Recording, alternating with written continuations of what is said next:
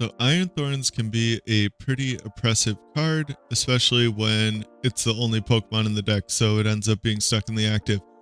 This is very similar to the list that Ross Cawthorn brought to NAIC, and he got a 73rd place finish. I just cut a research for a penny.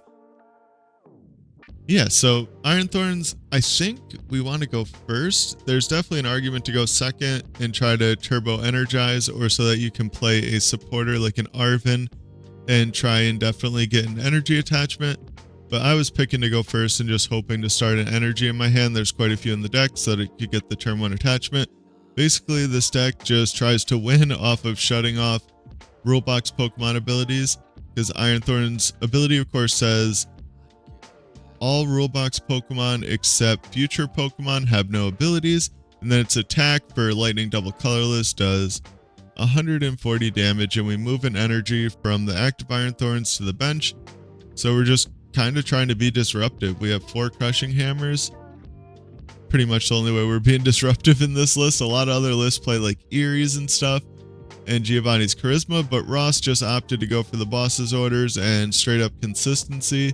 We have the Canceling Cologne. This is something I was thinking about putting a second one in. That's our only way to get through Mimikyu. We want to combine like Lost City and Canceling Cologne to knock out the Mimikyu and send it away. We have Legacy Energy to try and make our opponent get through all 4 of our Iron Thorns, because Legacy Energy says that it's a rainbow energy, but when our opponent knocks out the Pokemon it's attached to, they take 1 less prize. We have the full 4 Lost City in here. I think that could probably be cut for a Canceling Cologne.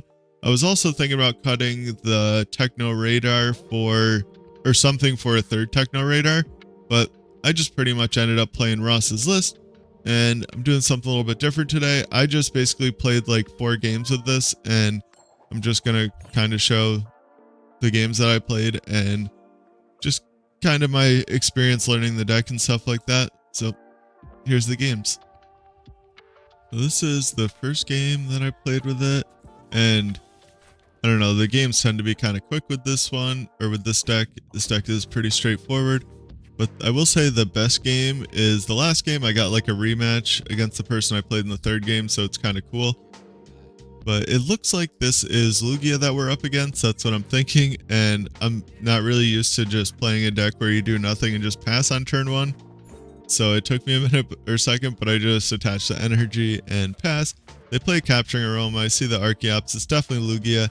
Since they're still playing the game, I'm assuming they have like a Flutter Mane or something. They must, or else I would guess that they would concede, or they might wait to see if I put any more Pokemon down. But I do just radar away the Lost City, since Lugia doesn't play any recovery, and if they do, it's a Roseanne's backup. They already got rid of the Roseanne, so doesn't really matter anymore. Pokégear for an Arven. I think I'm going to grab maybe a Vessel for next turn and just a booster capsule, just to guarantee that I can keep attacking. So I'm going to move this lightning energy to the bench, and then I can attach the legacy energy next turn to attack. I don't know, this deck, that's like the only weird part about this deck, is knowing which energy to move and what Pokemon to move it to and stuff. My opponent's just sitting here. I don't know if they're like hands dead and they're trying to figure out how they could get a Flutter Mane, but they Carmine again. They've gotten rid of a few energy already. Starting Ursaluna is not the best, but they do just end up conceding. Alright, so we got a Rotom in the active and Psychic Sleeve, so I was originally thinking this is Guardy, which is not really the best thing to do, but generally a lot of the people I play against do end up matching their sleeves to the deck that they're playing. But they do Accompanying Flute and Whiff, which makes sense. We only have 4 Pokemon in the deck, and it is Snorlax. If they had known what we were playing, they would have gotten Mimikyu, and they would have won the game on the spot, because they missed Fortune Sisters away my 1-of Canceling Cologne, which is kind of insanely lucky. Like, what are the odds of that? But I just attack and don't bench the other Iron Thorns, because I don't want to move the energy. I don't want to give them a gust target. And they attach a Hero's Cape, which is kind of why I was holding on to the Arven, just so I could be more reactionary to whatever they decided to do. And I'm glad I did, because I could just grab a Lost Vacuum, load up another energy, and knock out the Rotom. which this matchup is probably pretty favored unless like that exact sequence happens, where if they played the Misfortune Sisters first and saw that they got rid of the Canceling Cologne, they probably would have nestballed for a Mimikyu, but that's not how they did it. So I'm probably going to end up winning the game just on the fact that they can't use Rotom, which this deck really relies on. And I'm just debating benching the Iron Thorns here, because if I bench another one, I can move the double turbo and I can knock out this Snorlax next turn. Otherwise, I have to two-shot it. But I decided their hand's clunked up, and one of the cards is probably clunked up with is counter catchers. If they have no supporters or anything, they probably at least have counter catchers in their hand. So I didn't want to risk them bringing up my other Iron Thorns. Maybe I should have though, because I would just be in the same spot that I am right now. But there was also a chance that I would win the game on this turn. And they just penny to concede. Alright, so we get 3 mulligans this game, which that kind of makes more sense. I was surprised that this is the first game that I got multiple mulligans. And just attach pass. The first turns of this deck are pretty straightforward. We are up against Raging Bolt, which the nice part about this matchup, or like they can't take a knockout going second because they can't use their Ogre Pond abilities, so they can only get 3 energy in play. They can get pretty close to a knockout, but they can't quite get there. And this is basically, I think, the first turn is when this matchup is decided. Because if they brick, they probably lose. But if they get to play a hand like this, where they play Asadas, they get some energies down, they get their board rolling, they're probably in a pretty fine spot. And I have a really awkward hand. I can attach the Capsule and Iono and just hope that I get a double turbo so that I can start attacking. I could have researched, but that seems like a lot of boss's orders to research away. I just go for the Crushing Hammer and I miss it, and I don't get another way to get Pokemon, which is kind of unfortunate. They Earthen Vessels away Grass Energy for their other 2 energy, and they Vessel again. I think they're just thinning their deck, or they're about to donk me. They Trekking Shoes. I assume they Trekking Shoes so fast that they probably got a Sada. And yeah, they did. They're basically BMing by playing the extra cards.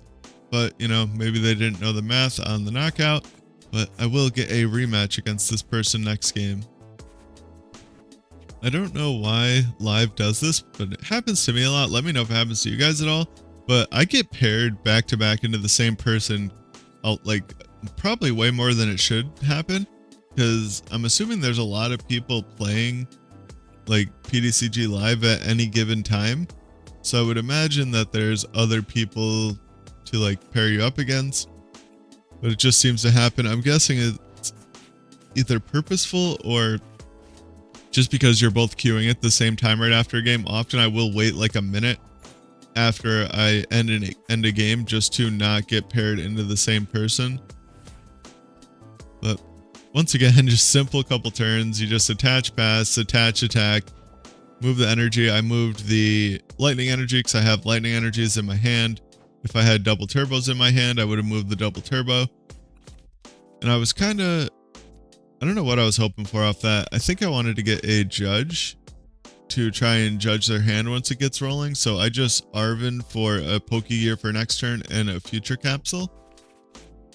And I can attack them again. I'll probably just move the lightning energy again because it is a lot easier to find lightning energies in this deck, since you do have Earthen Vessel and you're more likely to hit the lightnings off of the Lotto. I just attach the tool, and now I have a Thorns built up that can hit for the full 140 and then 160 if I get a tool, which is kind of nice. I just played down the Lost City because I don't think it really matters too much in this matchup. I just wanted to get it out of my hand. Usually these Raging Bolt decks will play 1 or 2 Iono. And this one has several Bravery Charm, it seems. And they immediately just Lost Vacuum my booster capsule, which kind of sucks because that makes the math a little weird on my attack, because doing 120 is not enough unless I get a Lost Vacuum. But if I do the 140, that's enough to go into a Thorns that, without a double turbo that's doing 160 to knock out a charmed Raging Bolt. So I check the hammer, and since I hit heads, I will just boss up this Teal Mask because that removes an energy from play and they won't be able to knock me out next turn. Or they will, but they need another ancient Pokemon and an energy attachment. So I figured that's probably the best play here. Make it as hard as possible for them to knock me out. If they don't have access to another Pokemon, they just won't be able to.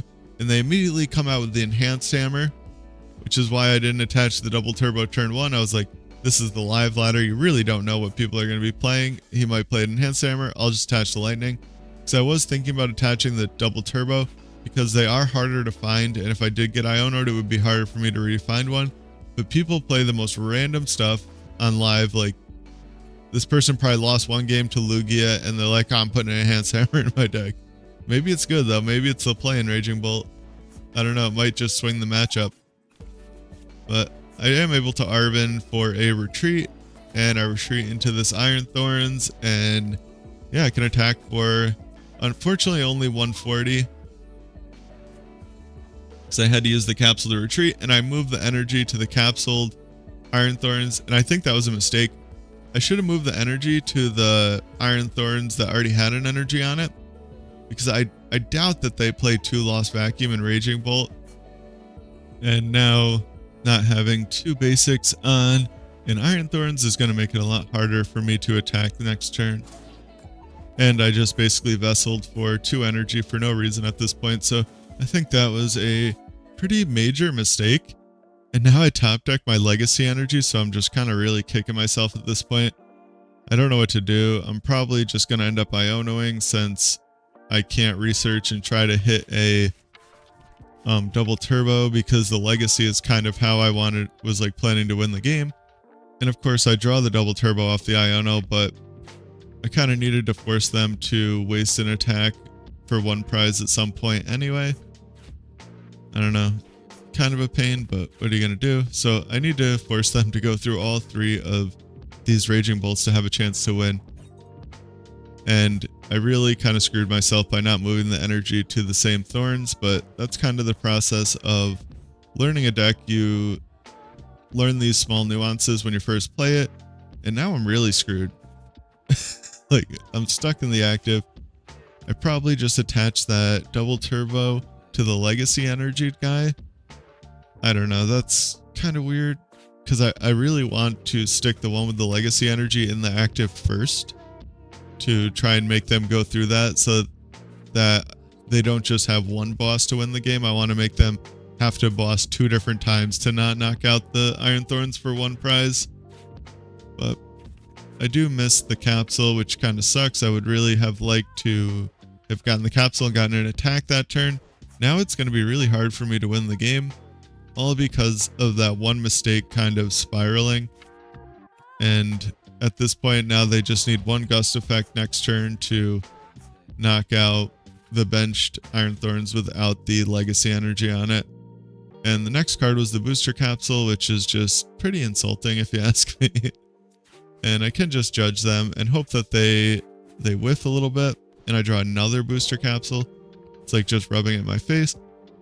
I overloaded this guy with energy because I didn't want to be forced to draw into an energy. So normally you can just retreat back and forth between them, but I need this Iron Thorns to stay in the active. They do Iono, which is perfect because I wanted to Iono them anyway and couldn't find one. They do get a Palpad though, which is kind of scary, but like I said, as long as they don't get a boss and an energy, we'll be good. And they didn't. They had to get rid of their boss, so that's very nice. I have just Penny and Energy Loto. I do play the Lotto just to thin my deck out by a card, increase the odds that I top deck like Vacuum or Arven or something like that, and go down to 1 prize. Or boss, that's what I actually want, was boss. Would be very nice, and they're gonna need the Sada and their energy attachment, and it's gonna be kind of hard for them to get through the next Iron Thorns. Like, I don't know if they're gonna be able to before they deck out. They are down to 1 card. They had to use all of their, like, they Pokestopped a few times and burst roared a bunch of times just because of the amount of pressure that the ability of Iron Thorns puts on. So that did put us in a decent spot. I'm thinking about judging, but I just don't think they're going to be able to put cards back in their deck. As you can see, I'm going to play it, and I'm like, now maybe I should see what they have. They're down a Super Rod, they're down the Pal Pad. A lot of these decks only play one Super Rod and one Pal Pad, so I just risk it. I attack. If they can attack me, that puts on a lot of pressure next turn, because I'm going to need to find a Lost Vacuum, because I can't get this double turbo off of this Iron Thorns. I probably should have never moved the double turbo to it, but they do just burst roar as kind of a concession saying, well, I have no way to put cards back in my deck. So if I played the Judge, I could have lost. I also could have judged into an Arven and ended up getting a Vacuum or something like that to win the game. So who knows what was correct. I figured that maybe decking out was pretty good. A pretty good chance of me winning. But that was kind of cool. I thought it was cool that I got the rematch and it was like a totally different game. I don't know about this Iron Thorns deck. I don't know if it's a real deck or not. You can definitely win games. You can see how just having one in the active kind of put my opponent on the back foot that entire game, which definitely helped me a lot. And you just kind of win certain matchups. Like you just win against Lugia. Guardy has to go out of their way to put a Flutter Mane in the active every turn. They definitely can get around the ability though. Charizard needs to find energy, like hand attachments, and they can never use their Pidgeot, which can definitely make it so that they just brick. They can't use their Rotom at the beginning of the game.